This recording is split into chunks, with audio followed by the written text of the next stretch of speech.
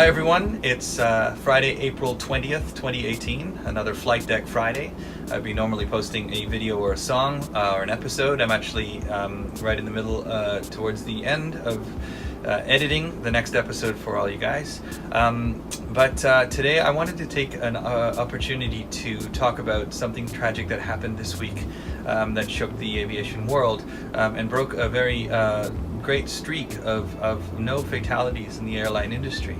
For example, in 2017, out of the 36.8 million flights that happened worldwide, not a single person lost their life in any accident or any incident that had occurred. And unfortunately, this past Tuesday, a couple of days ago, Southwest Airlines flight 1380 traveling from New York to Dallas broke that streak, and there was a loss of life. A lady by the name of Jennifer Riordan was tragically killed after an engine explosion on the port wing that had caused a structural damage and caused a cabin depressurization. She was a business executive traveling from New York to Dallas, probably on to her home in Albuquerque, New Mexico, where she's a wife and a mother of 2 children.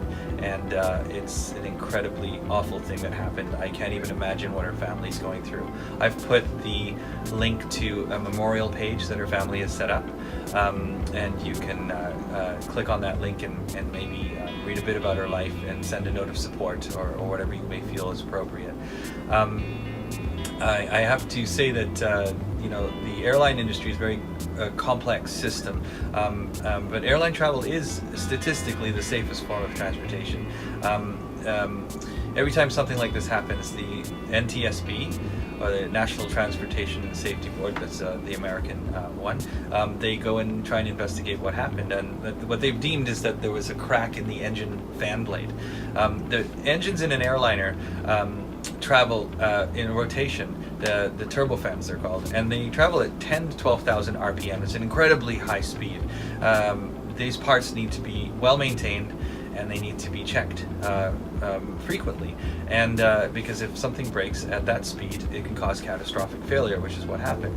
And I have to commend Southwest Airlines, because they have announced that they're going to check all of their airplanes using ultrasonic technology, which is a type of test that's done periodically, but they're going to check all of their planes now.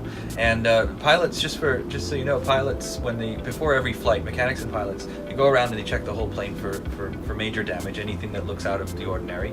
But these other ultrasonic tests are done to check metal fatigue and other structural damage that you can't see very easily.